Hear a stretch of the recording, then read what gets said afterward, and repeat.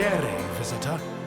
You are about to embark on a journey of discovery through the rich and fascinating history of classical Greece. You'll become fully immersed in the painstakingly detailed world built for Assassin's Creed Odyssey, which you are free to explore at your own pace, without any danger or time pressure. For a directed experience, take one of the many guided tours curated by prominent historians and archaeologists. Along the way, exchange words with some of Greece's most famous historical persons. The classical Greece you are about to explore is at the peak of its glory.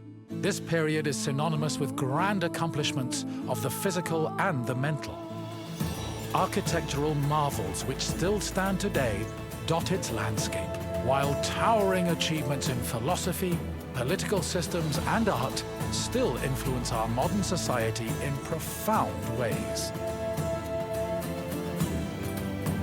We hope you become engrossed in the dazzling riches of ancient Greece and welcome you to your visit.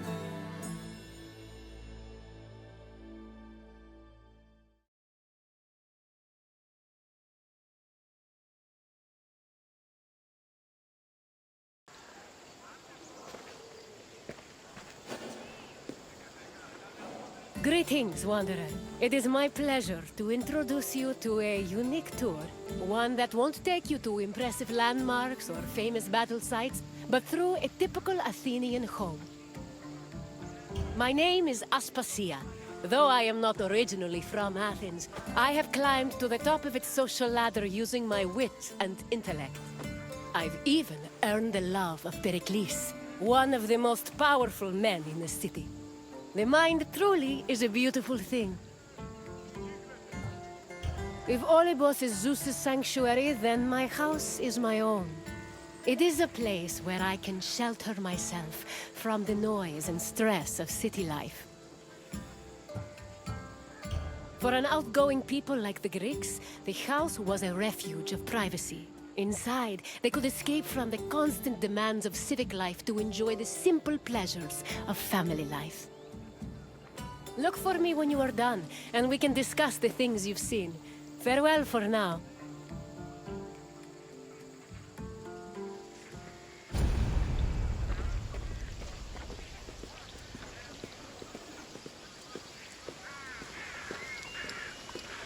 The house, or oikos, was a residence for Greek families and their slaves.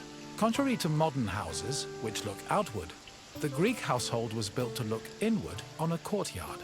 The courtyard was the house's central fixture. It was the building's main source of daylight and also the location of religious altars dedicated to worship. The building itself was made up of familiar accommodations, including bedrooms, storage rooms, a kitchen, and a living room.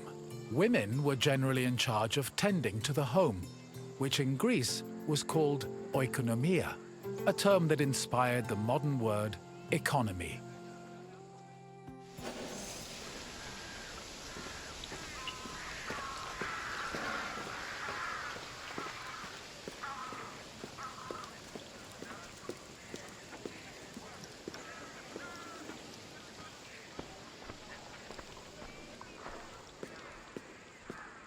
A pasta was a corridor that connected a house's courtyard to its residential section. Archaeological evidence from the city of Olynthos reveals that pastas were added to Greek home design in the 5th century BCE.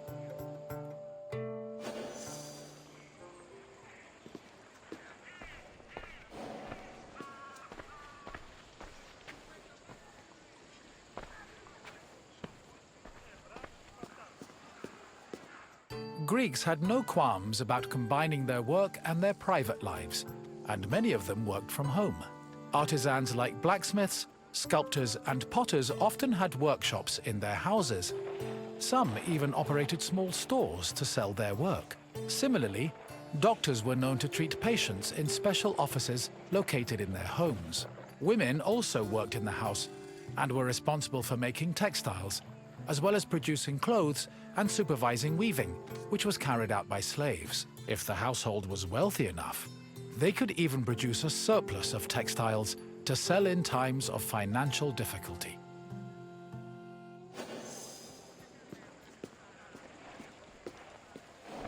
The inner courtyard was the nexus of the house. Functionally, it allowed air to circulate and also provided access to most of the rooms. It also sometimes housed a well or a cistern that collected rainwater. In the center of the courtyard was an altar to Zeus Hercules, who served as the protector of the household. Women would often use the space to sew and cook, while children used it as a play area. Furthermore, if the family had pets or animals, the courtyard was where they were allowed to run free.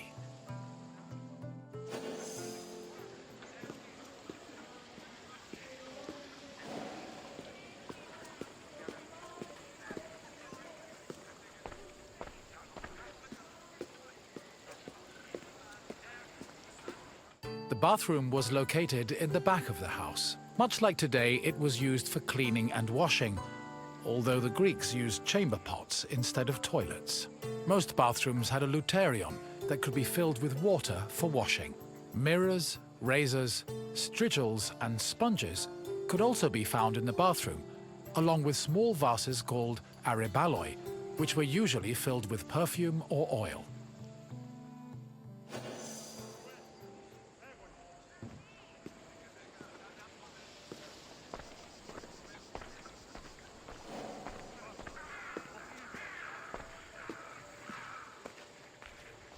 Greek homes had kitchens where the family's meals were prepared.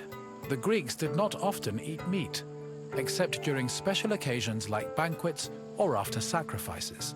They had mainly a grain-based diet, eating staples such as bread, porridge, or a barley cake called maza. They also occasionally ate poultry, fish, and other seafood, as well as fruits, vegetables, goat milk and cheese, and olive oil.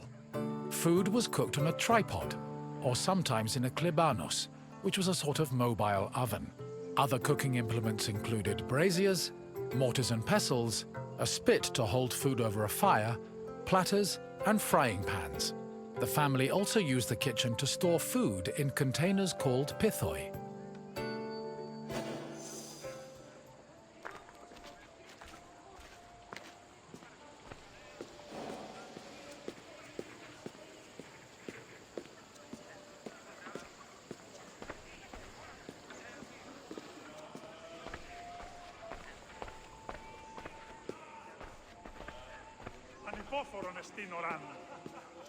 Symposia were major social institutions in Greece.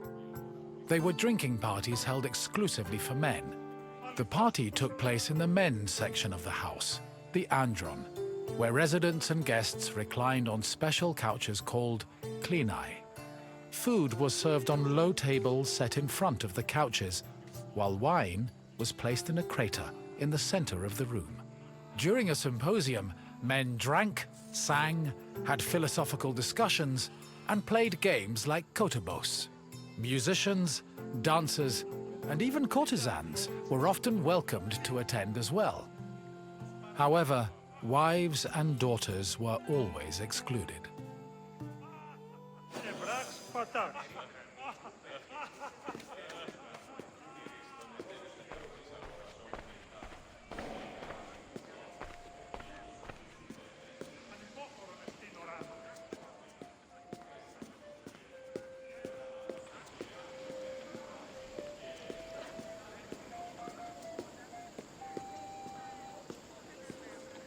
The Pyrgos, or upper stories, was the women's quarter of the house, where they could pursue their activities and observe the city without being seen themselves. The rooftops were also used in a special rite called the Adonia, a private celebration held in honor of Adonis, which was reserved for women. At the beginning of spring, women filled terracotta pots with soil and lettuce seeds, then climbed a ladder to place the pots on the rooftop. These pots served as the women's very own Gardens of Adonis.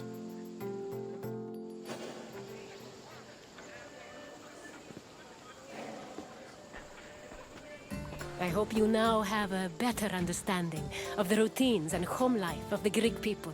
What would you like to do next? Then let's start with a simple question. Which group of people celebrated the Adonia? Correct. the Adhonia was celebrated by women of all stations. Let's move on to the next question. Which of the following was known as the protector of the household? No, this particular Zeus was known as Zeus of the Oath. Try again. Yes, Zeus Herkios protected the household, and an altar to the god usually stood in the center of the house's courtyard. On to the final question. Which of the following was not located in the bathroom?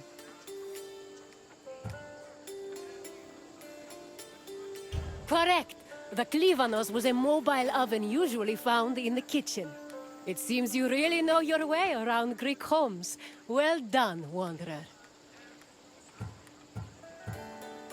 Farewell, Wanderer, and thank you for visiting my city.